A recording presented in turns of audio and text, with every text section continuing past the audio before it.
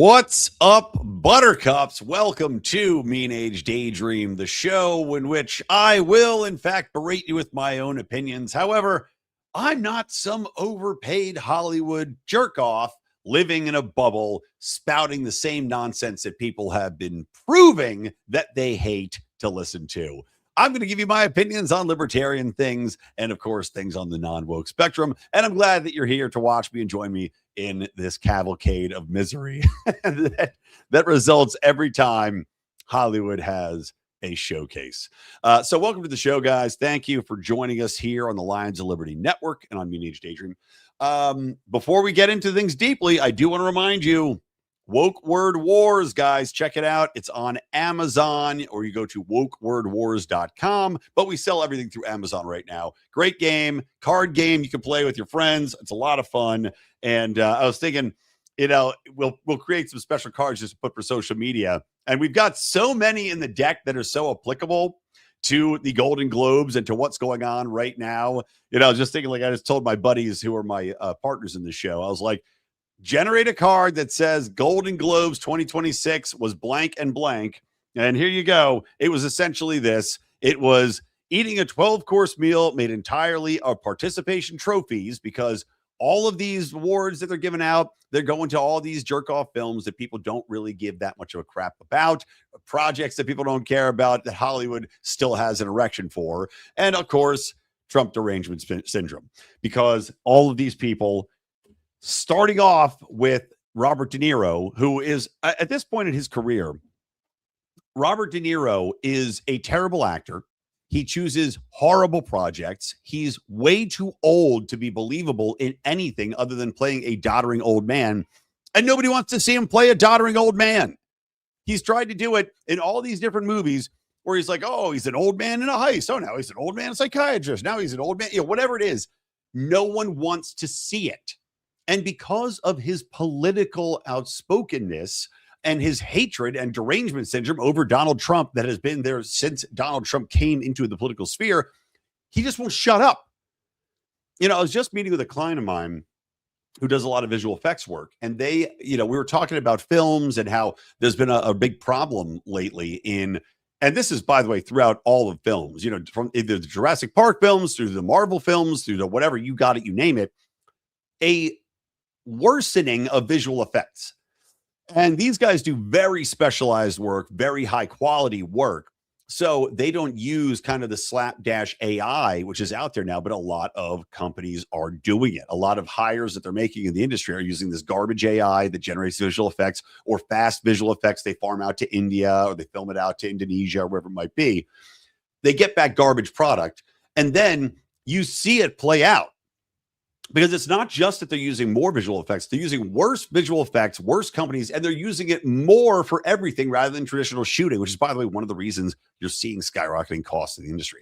Anyway, point being, we're talking about how films, are movie theaters viable anymore? And you had a lot of the Golden Globes dedicated to, hey, go back to movie theaters. They are still viable.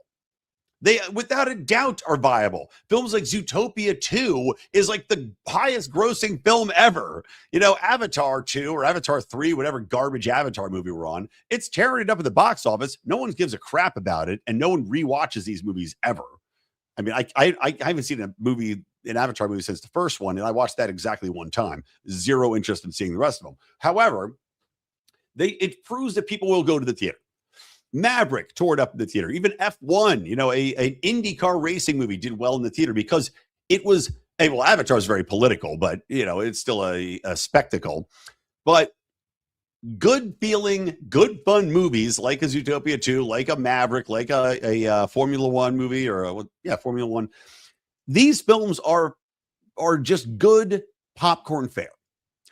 They're not pushing a political agenda down your throat.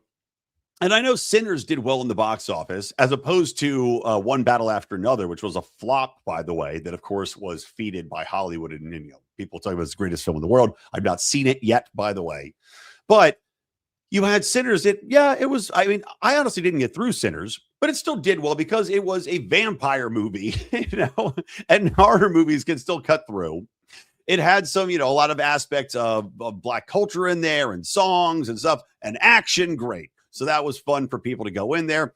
The reason I didn't finish it was because honestly, I got sick of being lambasted with, Black messaging and what was this time for Black people. I'm just sick of hearing about it, to be honest.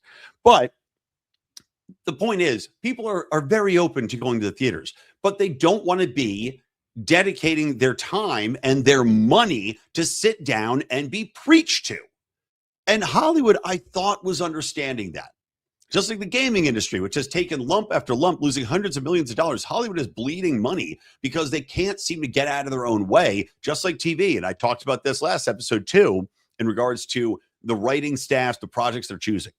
So you've got this Hollywood, the Golden Globes, where people, by the way, typically drink too much, where Ricky Gervais, remember, was up there telling people specifically that are actors, shut your mouths, stop talking about politics, because nobody wants to hear your stupid, isolated opinion that is, by the way, not in any way well-informed. Patton Oswalt showcased that perfectly when he was on Bill Maher and didn't know half the things that anyone on X knows about, because he's living in an insular bubble.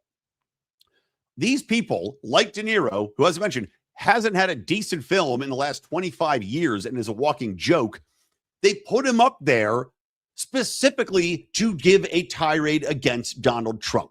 And he does by going up and saying, F Donald Trump. It's not about resistance. F Trump. Good job. Well, way to inspire people, De Niro. Way to deliver a soliloquy. We've proven you can't do that anymore. So why are you going up there and trying this time? Because you can't do it. It was inelegant. It was ineloquent.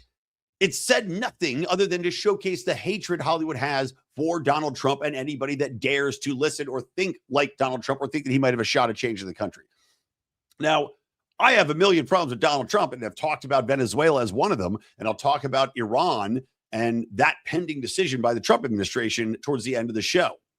But I saw De Niro go up there and rail about this crap. You see all the pro-Palestine stuff. Of course, they're going to be very pro-Israel because there's a lot of Jews in the industry. They're very powerful, right? Acknowledge that.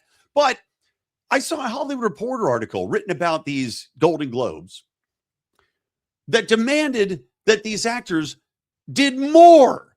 It called the Golden Globes, pretending everything was right in the world. Now, Hollywood as an industry is on the ropes. And now these idiots at SAG-AFTRA, the actors unions, they are talking about another strike.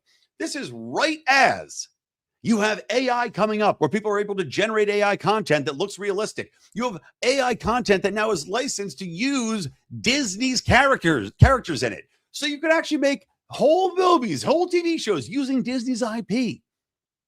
We don't need you, actors. So now is the perfect time for them to go on strike again, shut down a ailing industry, and it might never come back. These people are that short-sighted. But I saw this Hollywood Reporter article saying, well, they glanced over that, but also they should have been attacking Trump more. They should have been talking about this and that and the other and climate change. And I'm like, brother, did you learn nothing? You and your ilk get up there and use this as a reason to stump for your political causes, half of which, by the way, have already been proven to be wrong. They are failed causes, demonstrably failed causes, full of fraud, full of abuse, full of nonsense. But you people can never admit when you're wrong. It's always doubling and tripling down and blaming anything else and racism and this and Trump. I mean, at the Golden Globes, you had another cliche of this chick. It's like a Black actress who was in, and amazingly, I don't know what she won the Golden Globe for. Maybe she must have been in Sinners, is my guess. But she was also in the Kim Kardashian trash fair called All's Fair, which is we actually reviewed on the first episode podcast, which is the comedy podcast I do, where we talk about first episodes of new shows and old shows. We did this Kim Kardashian show that's on like Hulu or Netflix, one of the two. This chick's in the worst show I've ever seen in my life, but she goes up there and goes, this is for all the little brown girls who aren't able to go into places. Like, you're like 22. Are you telling me there's a single place in this world that you've been denied entry to? Because I highly doubt it. I'm pretty sure you see yourself everywhere. In fact, overrepresented if we're talking about statistics in every measurable aspect, right? I referenced the fact that 85% of open jobs in the last year, not more than that, last like 5-10 years, went to non-white candidates, or at least like non-white male candidates. So clearly quite a bit has been going your way. Talking about representation in Hollywood, the fact that, you've got a black family in every single advertisement, in every single movie, when you're 8% of the population, seems like you're over-indexing.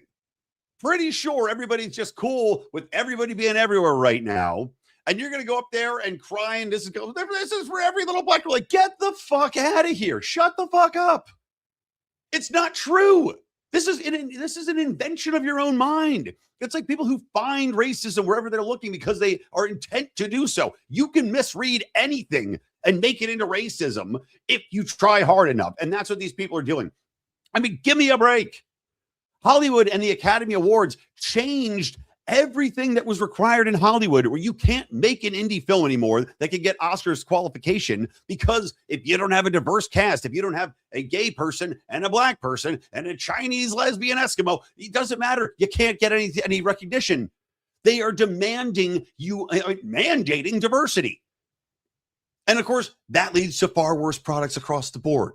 Far less people being able to do these projects. Not everybody has a budget to do that. You can't always have a talent pool to be able to shoehorn the shit in, but they insist on it. And you have this moron going up there and giving a whole speech about, what are all my people that aren't getting representation? Like, what world are you living in? So on top of that, you also have Ricky Gervais win an award for best male comedic performance because of his stand-up comedy special, I believe, or maybe it was for his. Again, I didn't watch the Golden Globes. I'm just going from reports and clips that I saw online. It was either for his comedy special or it was for his show. I think it's called Afterlife. One or the other. He wins an award, which is shocking, but does go to show you that you cannot deny a certain amount of talent. So Gervais is not there to accept, because why would he go? He's basically been, after he delivered his sermon to these woke imbeciles of Hollywood and the global entertainment community telling him to shut the fuck up when he hosted it, he basically was like, well, I'm never going back. They're not going to have me. I don't want to go. I don't need to be around these people. So Wanda Sykes apparently accepts the award for him and takes it upon herself as one of the least funny women on the planet, one of the least funny people on the planet, but of course, a lesbian of color. So she's been promoted and propped up and propped up and propped up. And thank God, by the way, she wasn't an elf to ruin that movie, because she was originally supposed to be the black store manager in that film. And instead, the guy who got the part, who is incredibly funny, honestly makes half the scenes in that movie. The funniest scenes in the movie involve him. Thank God Wanda Sykes wasn't in it to ruin Christmas for generations. But she goes up there on stage, and despite the fact that Ricky Gervais is not a transphobe at all, similar to the same way J.K. Rowling is not a transphobe, but just people that acknowledge biology, Wanda Sykes goes up there and goes, I just want to accept this, for transphobe Ricky Gervais. Why? The man just won an award for best actor. Clearly the people in the industry respect him, but you, Wanda Sykes, because you're a garbage-eating, unfunny piece of shit whose career is on a severe downturn, you got to go and tear this man up because he's a privileged white man and he's racist, transphobe. Okay. That's your problem. That's your worldview. And you can take your fucking politics and keep them out of the way and shove them up your fucking ass. Nobody wants to read, watch, listen, hear this shit anymore. We've moved on. We are a post-racist dialogue, a post-trans dialogue society where we're being told that any opposition to psychotic opinions and programs and waste of money and spending that we're being told we're silenced because of this, or we're wrong and we can't talk about these things. We're past it. But these people don't understand that. You know who understands it? The ratings. Because the Golden Globes is now getting beat by a new cop show, probably The Rookie on NBC, a retread of a retread, and reruns of other things on other networks. 2 million people watched the Golden Globes. one of the biggest nights in Hollywood gets less viewers than a single bad episode of the Joe Rogan podcast. Irrelevant. These people are digging their own grave, embracing irrelevance because their egos and their stupidity cannot allow them to change. It's just unreal.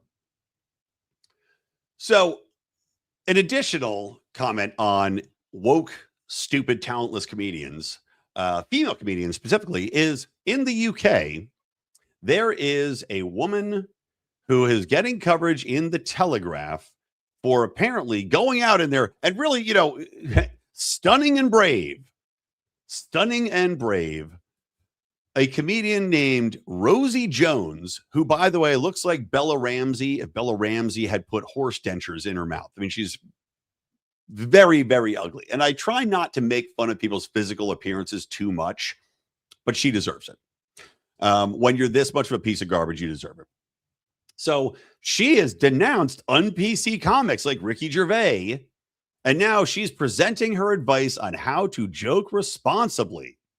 Pay attention, bigots. And of course, what do you think this asshole is telling people to do? Oh, that's right. To avoid any topic that isn't already in the approved talking points of ultra leftist shitbags. And of course, where is she based? In the UK, where you have censorship of anybody that posts offensive content. You have people getting arrested. It is literally a prison state. They have more people that have been arrested. It's like over 12,000 for speech violations in the UK. And then you have this chick lecturing comedians. Comedians are supposed to be standing up against power, making jokes. The truth of comedy is what makes it funny. That truth that no matter what you say or do or think can break through that kernel of truth that is seated in your mind. Even if you don't agree, you can laugh, though, because once it worms its way in there, and if it's presented properly, you can joke about anything. I don't care what it is, you can joke about it. But this chick, she's calling comedians bigots. You know who are bigots? Leftists are the biggest bigots I've ever met. You have a stat that just came out recently that 40% of people that are quote unquote on the left, Democrat registered technically in this study, would refuse to work with or for somebody that doesn't see their political opinions eye to eye. That is bigotry. You are a bigot. You're intolerant to people that do not share your exact opinions. And what do we see in the UK? This has been mobilized as a crime, as a hate crime, as a state-run censorship operation. And you have this dumb bitch out there telling comedy, you're not allowed to challenge this. You're not allowed to joke about things that I find offensive. And if you do joke about them, well, then I'm going to call the cops on you. So thanks for your advice. I'm going to go ahead and decide to ignore it. I'm going to go ahead, instead of listening to this horse-faced, woke female garbage monster. And I'm going to actually, let me share her visage so you can see exactly what this broad looks like, because she's that bad. Here it is. Here we go. There she is. There she is. Miss Woke Grossy Face. Just, I mean, if you had to ask AI to create somebody that would look like she would be all in favor of censoring comedy, this is exactly what they would make. A liberal with a horse face, obviously very pale white. I'm sure she comes from a very privileged household, as they all do, with a shirt that says love on it and a rainbow telling you how much she hates you and that you're not allowed to think differently. It's truly amazing. All right, let's move on. I do want to talk about and give a little bit of an RIP for Scott Adams. And Scott Adams is interesting. He's an interesting case in cancel culture because Scott Adams, when he did Dilbert, was widely regarded as a genius and widely loved by the left. Why? Because he was poking fun at corporations and the way in which corporate media works and corporations in general work, right? The corporate environment. He was pointing out how evil, how inconsiderate, how financially focused, but still overlooking the talented individuals that are in the workforce, and how soul sucking that corporate environment could be. These are all things that leftists hold dear, right? If you can tear down corporate America, if you can make fun of it, if you can laugh at it and say, my God, yes, how evil, how soul suckingly evil these machinations of these global corporate entities are. We're simply, hamsters on the wheel. Don't they respect the individual contributions of their workers? All right, don't they know the labor value theory, or the theory of God damn, I'm gonna mess it up. Well, fuck it, I'm just moving on. Not gonna go back and say it again 18 times. The labor value of, God damn it, I'm like completely blanking on Marx's phrase right now. I can't put it in my brain in the right order. That's what happens sometimes, folks, when you're busy. Anyway, so the concept that these people would immediately turn on Scott Adams because he dared to be a Trump supporter is not surprising. We've seen it happen time and time again, where if you diverge from that path, you will be attacked, you will be ripped down, you will be demonetized. And that's what we saw happen. Even though Dilbert was never explicitly in any way pro-Trump, in any way deviated from its path of making fun of corporate America and poking fun at little goofy woke things. It is always the same, written by the same man, because he came out and voiced his support for Donald Trump and started talking about the lunacy of the left and the two movie concept, where they're watching a completely different film than the rest of us. He was attacked viciously and dropped from nearly every single newspaper in syndication that he had, which was in the hundreds.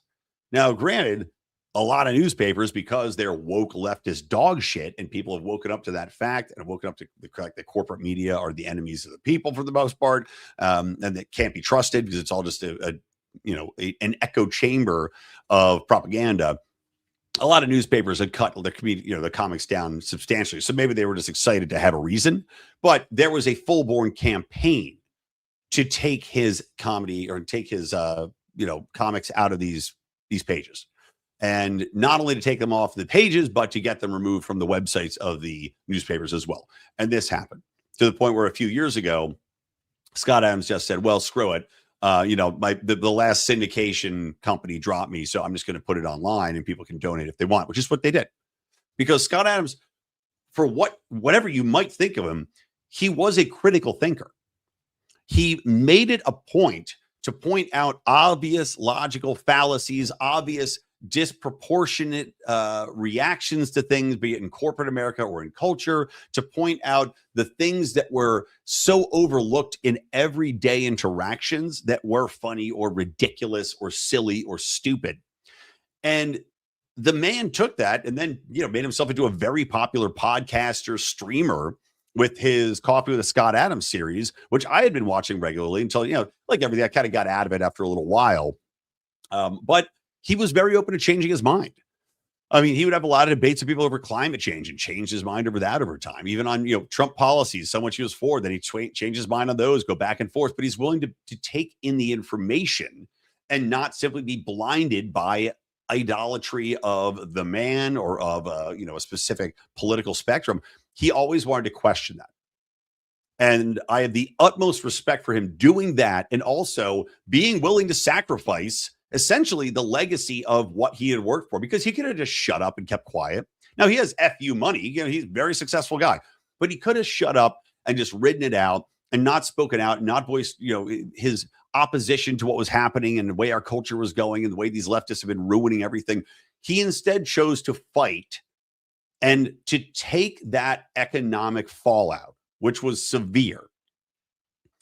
And then you find out that he's also battling cancer. Now, I do wonder, because he was also a defender of the vaccines, I do wonder if there was some aspect of that within the cancers that spread, especially how fast these things can happen.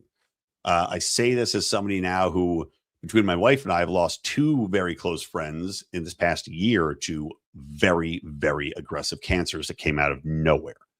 I do wonder what the connections there are. But I don't, I don't want to get distracted too much from the main topic, which is rest in peace, Scott Adams. I hope your legacy continues on as a man who was a genius comedically, a brilliant comedic thinker and critical thinker, somebody that was willing, as I mentioned, to take and dissect our culture from a very intelligent perspective and make it into a digestible comedy format, something that this leftist Josie clearly can't do, nor Wanda Sykes, nor any of these leftists that have lost their senses of humor and are more happy to try to tear successful people down that are capable rather than admit they're wrong or change their tactics. So rest in peace, Scott. All right. Last thing, guys, let's hit on Iran and then we'll call it a day here. And by the way, you'll notice I'm doing this show a little earlier this week. I'm going out of town later in the week, and tomorrow I have back-to-back meetings in the morning, so there's no way to get it done. So you get a little early this week.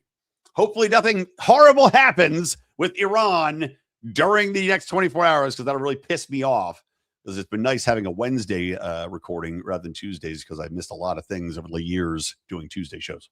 All right, so couple things about Iran. And also tying in Argentina. So Argentina, by the way, despite all these people cracking down on, and not cracking down, but trying to disparage libertarian and free market economic philosophies, being put into practice in Argentina, the poverty level has been reduced by 50% in Argentina from the latest stats that have come out, which is pretty unbelievable. So that is working. However, it's also on fire right now. And some of these leftist, news outlets are reporting like, oh my God, it's because of the cuts to fire departments. No, it's not. Because now we've got reports coming out saying that, oh, this was arson from Israeli, quote unquote, tourists that have used Israeli munitions, specifically grenades, to set fires, and they're now being detained. Now, I don't know if that's true or not, but it is very interesting and also very suspicious, because I don't know why Milei's been an advocate for Israel. So I don't know why Israeli tourists are going over and setting fires in Argentina. Doesn't seem to make a lot of sense. At the same time, you've got fires that are spreading all over Iran in the capital, because apparently the Iranians have finally had enough of the Ayatollah, enough of the dictatorial nature of this theocracy, enough of their people being taken in the night, enough of censorship, enough of being told what they can wear, what they can say, what they can eat, what music they can listen to under this horrible, horrible Islamic law. And I mean, it's been incredible to see the difference between the old videos in the 1970s of Iran, where you have gorgeous women walking around the streets, smoking cigs, having a great old time. It just looks like any other 70s country. And the Islamic horror fest it is now, which, of course, good job, United States of America, in creating the situation that we've had for the last 50 years. But we've got what looks to be a legitimate revolution going on. You've got federal buildings burning. You've got people rioting every single night and tearing things down and not cowing to the government. Now, I'm also hearing that either today or tomorrow, there is allegedly going to be a mass hanging in that country, where the current regime is trying to scare people by making a statement. They're going to take all the people that are arrested and just hang them straight up for treason and for insurrection.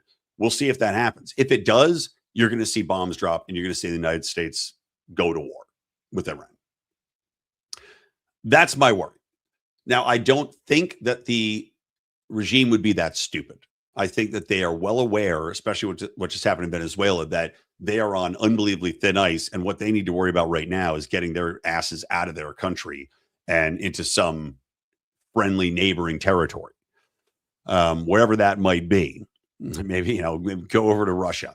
I don't know. But, some friendly territory where they can escape and not be killed. Because if you do hang 10,000 people, you are going to see the United States start raining down missiles on every single military facility in Iran, considering the fact you've got the demonstrations right now going on. And by the way, it's pretty amazing and pretty hypocritical that Israel, of all countries, is saying that Iran is violating all of these international standards, and oh my God, the humanity. Israel, who committed a genocide in Gaza and is continuing to do so, just have you no shame.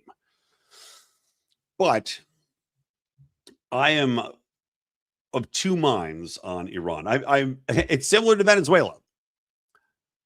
I am fully in favor of what's going on in Iran right now. However, there are reports that there are, a ton of Mossad agents that are stoking and fire and these flames and leading the charge in these revolts, which I fully believe.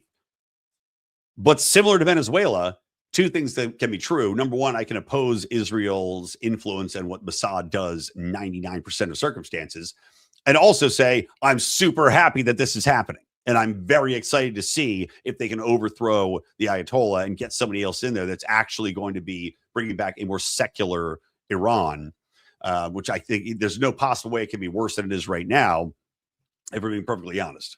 Even if, and yes, I know regime change usually results in worse leaders, but when you're talking about a hardcore theocratic Islamic state, I don't see much of a downside in having these revolutionaries get their way and put somebody else in power there.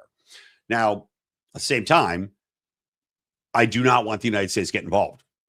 Seems to me there's a lot of good stuff going on in Iran right now, and all of these people are rising up. Why don't you just leave them the fuck alone? Let them handle it. It's their problem. You've already got Israel in there, clearly, fanning the flames and running their own operations. Why do we need to go in? Why do we need to get involved in this? Iran is across the world from me. I don't give a shit about them, to be perfectly frank. I don't give a shit about Israel, to be perfectly frank. Let them play it out in their own manner. Let Israel go and help them if they want to help them. Israel's supposedly our greatest ally, right? So we shouldn't have anything to worry about if we allow them to go and operate on their own devices in that country. It certainly seems like things are going to work out just fine. And let's say the Ayatollah wins and they crack down and they hang 10,000 people, right? As we've seen with their own fighting within the terrorist sphere and the insurgent sphere, when you hang 10,000 people, you're going to create 100,000 pretty pissed off people, because every one of their friends, family, relatives, going back generations is now going to be a blood enemy of that regime. And they're just going to bide their time until they can take it down. So pretty much, sorry, it's horrible if that happens. If 10,000 people get hung, okay, horrible, but not my problem. And also still going to be better for the United States, better for that country when it does, because you are going to generate such hatred and an overwhelming urge to kill the people that killed your loved ones by hanging in the streets, that you will see faster regime change than we could ever hope to help. So Trump, lay off, buddy. Lay off. All right. That's going to do it, guys. Thank you for joining me on the show today. Remember, we have all of our shows here at the Lions of Liberty Network, which you can tune into weekly. We're going to be doing a politics, I believe, tomorrow morning, or Thursday morning, sorry. So that will be coming back as well after our layoff over the holiday break. And you can join us at our Patreon, patreon.com/Lions of Liberty, or lionsofliberty.locals.com. And don't forget, Woke Word Wars, guys. Come on, buy the game. It is fun. We just put up a how-to video, too, so if you're confused by how to play it, because it is not exactly a clone of Cards Against Humanity, by the way, like all these other knockoff shit games are. It's actually a very different game. So watch the how-to. All right.